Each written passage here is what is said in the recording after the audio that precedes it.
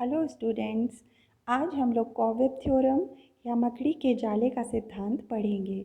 ये सिद्धांत professor Calder ने 1934 में दिया था।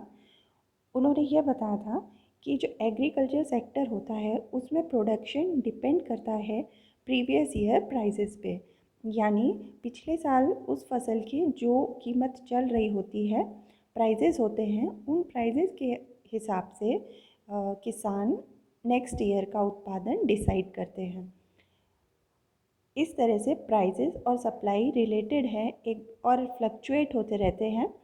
इन फ्लक्चुएशंस को जब हम ग्राफ से बनाते हैं तो ये एक मकड़ी के जाले की तरह से बन जाता है, इसलिए इसका नाम मकड़ी के जाले का सिद्धांत या कॉवेब थ्योरम दिया गया है। इसमें मेनली यही बताया गया है कि जो प्राइसेस होते हैं और सप्लाई होती है वो इंटर रिलेटेड होती है। जब भी किसानों को कुछ उत्पादन करना होता है या डिसीज़न लेना होता है कि वो नेक्स्ट ईयर क्या सप्लाई करेंगे, तो वो प्रीवियस ईयर प्राइसेस देखते हैं उस फसल के। जो फ्लक्चुएशंस होते हैं वो साइक्लिकल होते रहते हैं। एग्रीकल्चर सेक्टर में करंट ईयर का जो भी अमाउंट प्रोड्यूस करना है वो इस पे डिपेंड करता है कि प्रीवियस ईयर में उसके प्राइस क्या थे। जैसे उन्हें गेहूं का उत्पादन करना है तो वो ये देखेंगे कि आने वाली फसल के लिए वो तब बोएंगे अगर उसके प्राइसेस इस समय हाई चल रहे होंगे, यानी नेक्स्ट ईयर की सप्लाई करंट ईयर के प्राइसेस पे डिपेंड करती है। इसमें टाइम लैग के हिसाब से समझाया गया है कि जो प्लांटिंग और हार्वेस्टिंग का सीज़न होता है उसमें टाइम होता है, गैप होता है, और टाइम लैग इसमें भी होता है कि प्राइस ऑफ करेंट ईयर क्या है और प्राइस ऑफ नेक्स्ट ईयर या सप्लाई ऑफ नेक्स्ट ईयर क्या होगी। इसमें लिखा है T-1 का मतलब होता है प्रीवियस ईयर, T होता है करेंट ईयर, T यानी टाइम, और T+1 होता है नेक्स्ट ईयर। चाहे वो सप्लाई के उसमें हो या प्राइस के में हो, दोनों में यही चीज़ लिखी जाती है। अगर किसी फसल के प्रीवियस ईयर में हाई प्राइस चल रहे होते हैं तो फार्मर्स ये एक्सपेक्ट करते हैं कि वो हाई प्राइस आगे भी कंटिन्यू रहेंगे, इसलिए वो अपना प्रोडक्शन बढ़ा देते हैं। जब मार्केट में प्रोडक्शन ज़्यादा हो जाता है और तो उसकी सप्लाई बढ़ जाती है, जिससे प्राइसेस कम हो जाते हैं। जैसे मान लीजिए कि फार्मर्स को ये लगता है कि इस समय गेहूं की कीमतें बहुत हाई चल रही हैं, तो वो नेक्स्ट ईयर में ज़्यादा गेहूं बोने का डिसीज़न लेंगे क्योंकि उसकी प्राइसेस करंट में हाई चल रही हैं। जब वो ज़्यादा गेहूं बो देंगे तो नेक्स्ट ईयर में जो फसल आएगी या प्रोडक्शन होगा वो बहुत ज़्यादा हो जाएगा, जिससे मार्केट में सप्लाई बहुत बढ़ जाएगी। और सप्लाई अगर ज़्यादा हो जाएगी, कोई भी वस्तु मार्केट में ज़्यादा हो जाती है तो वो सस्ती हो जाती है। सप्लाई बढ़ने से प्राइसेस फॉल हो जाएंगे, कम हो जाएंगे। इसी तरह अगर उनको लगता है कि अभी लो प्राइसेस किसी फसल के चल रहे हैं तो वो उस क्रॉप को कम बोते हैं। नेक्स्ट ईयर उसका उत्पादन कम होता है। उत्पादन कम होने से मार्केट में सप्लाई कम हो जाती है और सप्लाई कम होने से उसके प्राइसेस बढ़ जाते हैं। तो ये सब कुछ एक्सपेक्टेशंस पे डिपेंड करता है। प्रोफेसर कैल्डर कहते हैं कि उनका प्रोडक्शन डिसीज़न जो होता है वो प्राइसेस के अनुसार प्रेजेंट प्राइसेस पे डिपेंड करता है। ये एक डायनेमिक थ्योरी है जो पूरी तरह से एक्सपेक्टेशन पे डिपेंड करती है। Supply of T means present year time depends on function of price of T-1। पिछले ईयर जो प्राइस चल रहे थे उस पर सप्लाई डिपेंड करती है, और डिमांड किस पे डिपेंड करती है? Function of price of current year time means जो आज के प्राइस हैं उसी से डिमांड रेगुलेट होती है। अगर प्राइस ज़्यादा है डिमांड कम हो जाएगी, प्राइस कम है तो डिमांड बढ़ जाएगी, लोग उसको ज़्यादा खरीदेंगे। लेकिन सप्लाई करेंट ईयर पे नहीं डिपेंड करती बल्कि प्रीवियस ईयर प्राइस पे डिपेंड करती है।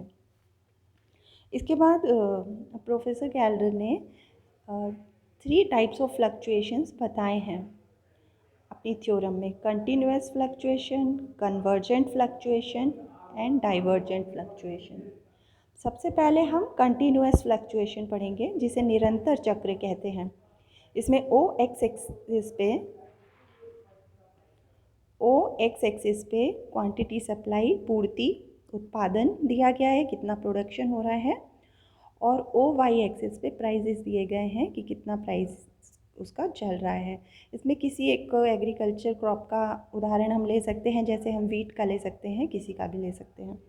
तो जो कंटिन्यूअस फ्लक्चुएशन होता है उसमें फ्लक्चुएशंस कांस्टेंट होते रहते हैं। ये देखिए कांस्टेंट होते रहेंगे, ये चक्र लगातार चलता रहेगा, इसमें कुछ चेंजेस नहीं आएंगे जैसे बाकी में आते हैं, वैसे कोई चेंजेस इसमें नहीं आएंगे, वो सिमिलर पाथ पे लगातार चलता रहेगा। ये रेगुलर साइकिल होती है। इसमें सप्लाई और डिमांड कर्व की स्लोप सेम होती हैं। इलास्टिसिटी ऑफ डिमांड और इलास्टिसिटी ऑफ सप्लाई भी सेम होते हैं। इसमें D demand curve, S supply curve है। P means price of T current year, T plus one next year price. Q T quantity of present year, quantity supply, and Q T plus one is quantity of next year supply. इसको हम explain करेंगे। जैसे मान लीजिए कि इस point से start होता है जहाँ पर प्राइजेस चल रहे हैं मार्केट में ओ पी टी मार्केट में प्राइजेस चल रहे हैं, फसल के प्राइजेस हाई हैं। अब फार्मर्स क्या करेंगे, उसकी सप्लाई को बढ़ाएंगे क्योंकि उनको फ़ायदा हो रहा है, कीमतें ज़्यादा हैं, तो वो क्वांटिटी को ओ क्यू टी से बढ़ा के O Q T plus one इतनी क्वांटिटी बढ़ा देंगे मार्केट में।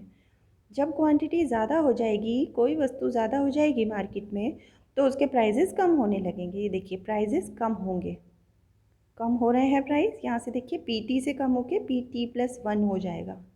पहले प्राइजेस ओ पी टी थे, फिर कम हुए तो ओ पी टी वन हो गए।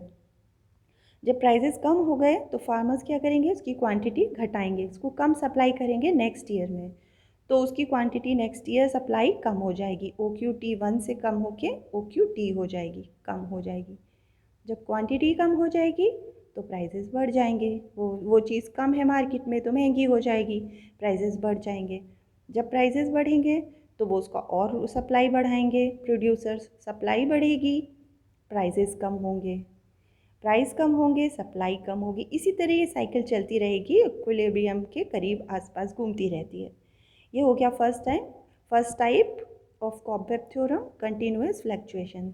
सेकेंड टाइप होता है कन्वर्जेंट फ्लक्चुएशन, जिसे हिंदी में अभिसारी कहते हैं। जो कन्वर्जेंट फ्लक्चुएशन होता है इसमें इक्विलिब्रियम के पास आते जाते हैं, हर एक नेक्स्ट स्टेप में इक्विलिब्रियम के पास आते जाते हैं और फ्लक्चुएशंस डिक्रीज़ होते हैं, फ्लक्चुएशंस कम होते जाते हैं। इसमें इलास्टिसिटी ऑफ डिमांड ज़्यादा होती है, इलास्टिसिटी ऑफ सप्लाई कम होती है। मींस प्राइस से डिमांड पे ज़्यादा इफेक्ट पड़ता है। ये देखिए फ्लैट कर्व होता है, मतलब इस तरह फैला हुआ होता है, उसमें इलास्टिसिटी ज़्यादा होती है। और जो फ्लक्चुएशंस हैं वो हर साइकिल में कम होते जाते हैं और इनका जो मूवमेंट होता है वो इनवर्ड होता है, इक्विलिब्रियम की तरफ होता है। इससे मार्केट इक्विलिब्रियम की तरफ आती है, वो स्टेबल इक्विलिब्रियम होता है जिसमें प्राइस और क्वांटिटी सप्लाई में चेंजेस स्मॉलर एंड स्मॉलर होते जाते हैं। छोटे छोटे चेंज, बराबर चेंज नहीं होंगे, वो धीरे धीरे चेंजेस होंगे लेकिन कम होते जाएंगे।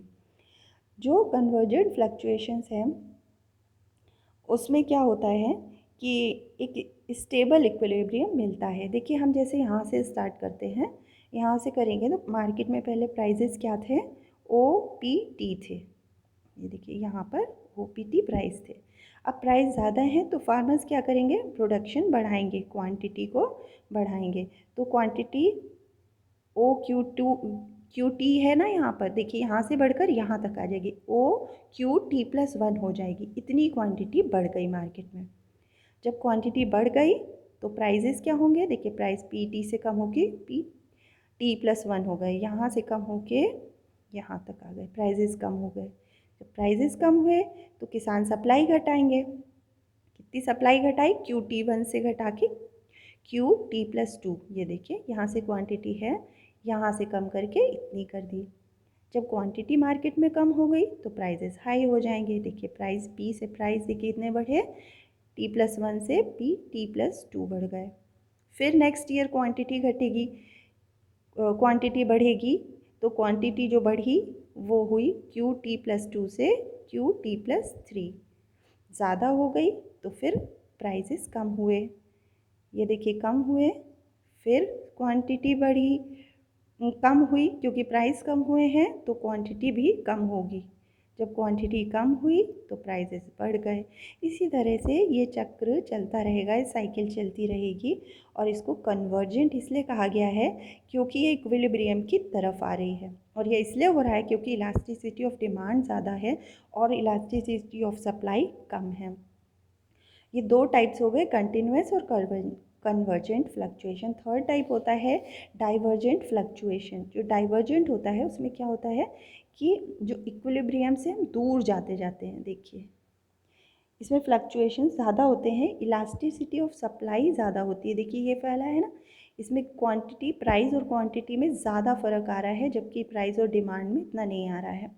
यानी कि सप्लाई ज़्यादा इलास्टिक है। एवरी साइकिल में फ्लक्चुएशंस बढ़ते जाते हैं। डिमांड कर्व ज़्यादा स्टीप होता है, सप्लाई कर्व कम होता है। इससे मार्केट इक्विलिब्रियम से दूर होती जाती है। ये एक अनस्टेबल इक्विलिब्रियम होता है। मार्केट फ्लक्चुएशंस इसमें बढ़ते जाते हैं। आउटवर्ड मूवमेंट होता है, अनस्टेबल इक्विलिब्रियम होता है। फ्लक्चुएशंस इंक्रीज होते जाते हैं। Elasticity of supply is greater than elasticity of demand होता है। हर चीज़ में टाइम लैग होता है कि प्रोफेसर कैल्डर ने टाइम लैग के हिसाब से अपना कॉवेब थ्योरम को एक्सप्लेन किया है। तो इन्होंने यहाँ से स्टार्ट किया। जैसे मान लीजिए डाइवर्जेंट पे हम यहाँ से स्टार्ट करते हैं कि मार्केट में जो प्राइस हैं वो OP3 चल रहे हैं। यहाँ पे देखिए प्राइसेस इस साइड हैं, OP चल रहे हैं। जब प्राइसेस हाई हैं तो क्वांटिटी बढ़ाएंगे, फार्मर्स क्वांटिटी को बढ़ा के इतना बढ़ाएंगे, यानी QT से QT+1। ये देखिए क्वांटिटी सप्लाई बढ़ा दी, इतनी बढ़ा दी। जब इतनी क्वांटिटी बढ़ गई मार्केट में तो ज़्यादा चीज़ हो गई, उसकी कीमत घटेगी, उसके प्राइसेस फॉल होंगे और प्राइस घट के हो गए इतने, यानी PT से कम होके PT+1 हो गए, इतने कम हो गए। जब प्राइसेस कम हुए तो उससे सप्लाई भी, नेक्स्ट ईयर में सप्लाई घटाएंगे, वो ये डिसीज़न लेंगे। सप्लाई कम होगी नेक्स्ट ईयर तो यहाँ से कम होके यहाँ हो जाएगी, यानी इतनी सप्लाई QT1 से QT+2 इतनी कम हो जाएगी। और जब सप्लाई कम हो गई तो उसके कारण नेक्स्ट ईयर में प्राइसेस बढ़ जाएंगे, क्योंकि मार्केट में चीज़ कम हो गई, सप्लाई कम हो गई तो प्राइसेस इतने बढ़ गए, PT+1 से बढ़ के PT+2 हो गए। जब प्राइसेस बढ़ गए तो सप्लाई बढ़ाएंगे, फिर से सप्लाई बढ़ाएंगे। तो इस तरह से ये साइकिल चलती रहेगी। तीनों साइकिल्स में सेम चीज़ होती है, बस उसमें उसका जो साइकिल का टाइम है ये वो अलग अलग होता है।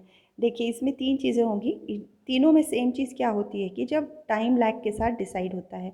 जब किसी चीज़ के प्राइसेस हाई होते हैं, प्राइस हाई होंगे तो नेक्स्ट ईयर में उसकी सप्लाई बढ़ाई जाएगी।